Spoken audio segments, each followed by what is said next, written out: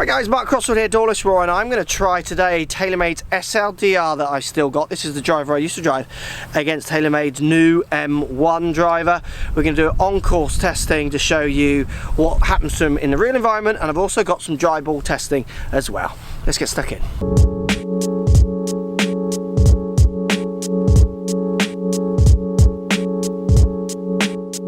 Right, so SLDR, this was the first one that moved the centre of gravity very forward. It was kind of quite revolutionary, to be honest with you. It changed my ideas of drivers and it gave me more distance, but it lacked in a bit of help. The M1 obviously is a continuation with that, where you are moving weights forward and backwards and left and right as well, where obviously the old SLDR, this is left and right. This is a test just to show you how techs are changing and not. If you want to watch full reviews on either of these clubs, actually they're on my channel, because this one has graphite bottoms and graphite tops where SLDR hasn't, but if you want to watch those full reviews, go and watch them. Now, before we take a look at these and hit them, let's look at some of the custom fit data, so the dry ball testing I captured earlier. Taylormade M1 2017 SLDR numbers. SLDR carrying 266, M1 carrying 260, so 6 yards in the carry. Quite a small difference, but it's still a bit longer. And if you look at SLDR, which it was very good at doing for me, spin down at 1.9. 1.7 in there as well at its lowest, where the M2 get one at 1.7, which does go 265. So you can see how similar they actually are when you get really equivalent hits.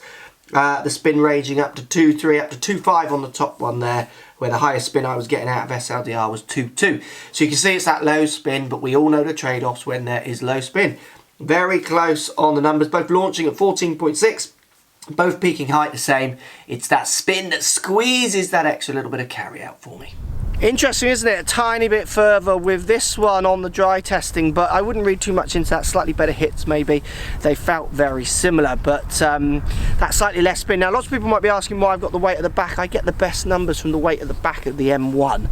That's why it's there. When I push it forward, it actually goes a little less distance for me. So I know this one, the weight is forward, so don't get confused and go, why has he got the weight in this? That's not the bad. I've got both clubs set up in the way that gives me the best numbers. I'm going to go SLDR with the white ball, and the yellow ball here is going to be the M1.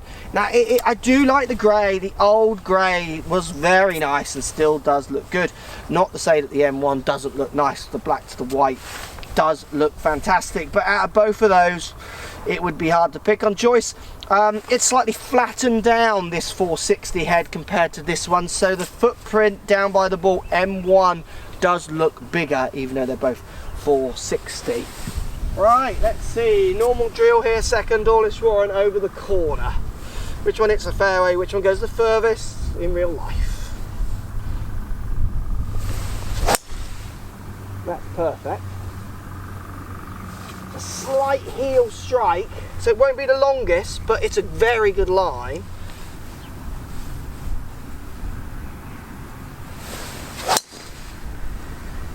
Slightly toey, so it's gone a little left. You need to get down. Oh, that's up near the course. Let's get up there and see where they've gone. So this is new M1. I just pulled it, and we're going to walk forward. So if you walk with me, this is SLDR, all the way up here. So this is a well-struck, good line SLDR. Obviously different lines, but you're going to struggle to get past that. I'm going to struggle to get past that with any modern tech. That's just a decent drive. So we're on the fourth, let's give it another go. SLDR did very well there on the second, didn't it? There's a lot more room on this tee, so I'm going to kind of open up a bit more. Right, give it a go. Wind off the left. I'm going to try and give it a bit of a wallop. Now I've hit that not bad, but that is cutting a little bit. And there lies the problem often with SLDR. Even I dropped it out because it wasn't that friendly, and I am, in all intents and purposes, pretty I like my driver. It's one of my preferred clubs. Right, let's try M1. Same wind off the left. Going to try and give it a bit of a wallop. Oh, that's interesting, because they are on the exact same line. just up the right with the wind off the left. Let's get up there and see. I think M1 will have it this time, but let's get up there and have a look. Right, slider nearly sliding itself out of bounds, very close, which was the thing I worried about with the slider. It wasn't as friendly because the spins did drop down for me a lot. But again, M1 2017, nothing really in distance, and direction again is all me. I do just worry a little bit with this one, which is why I changed it. But again, two pretty good drivers. We've got one more test. The last test is going to be fun. Right, final test. Slider going first, 7th hole here at Dawlish Warren, round the bay. It's stunning. I'm going to try and hit it literally between the flag and the gorse in the distance, which I'm probably going to end up with no balls after this test, but it's a great hole to finish on. Not much in the two really, is there? Slider winning one round but then losing the other on hitting fairway, which is obviously me more than anything else, but that was one of the reasons why I dropped it out. Right, last test. Will I have any golf balls left? Is really the test here.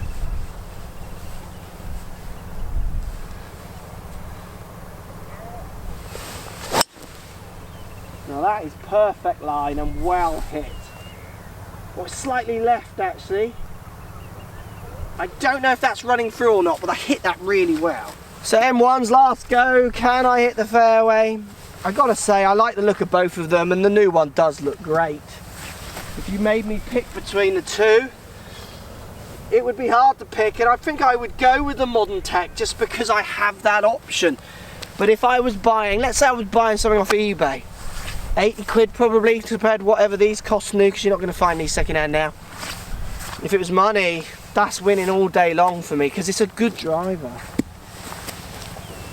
And to be honest with you, I don't think Taylormade would dispute that. That was a club that did move things around. Every manufacturer started to copy that model with lowering spin.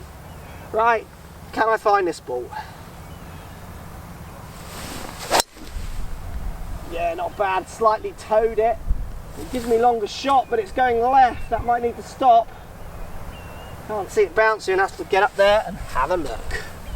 Right, SLDR hit well. I mean, it's just off. It's not far off the green, and done very well. M1 over here, look, I did tow it, which often gives me that bigger flight. It has gone that little bit further left.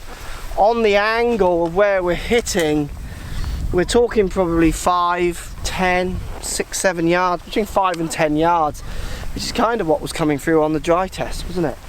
Interesting. Both perform well. That is not to say that you shouldn't be getting this club if you're looking for a driver, because you're going to struggle to get this. But if you already have this, or you're searching one of these out, it's a very well made driver. Again, just I would worry about its custom fittable options in the current day market. Obviously this one will offer anything. Post comments down below. As always, love to hear what you got to say. We haven't, have we? Follow me on Twitter, Facebook, Instagram, Snapchat, Periscope, all the normal social places. Also, come and visit my new website, markcrossfieldgolf.com. See you over there.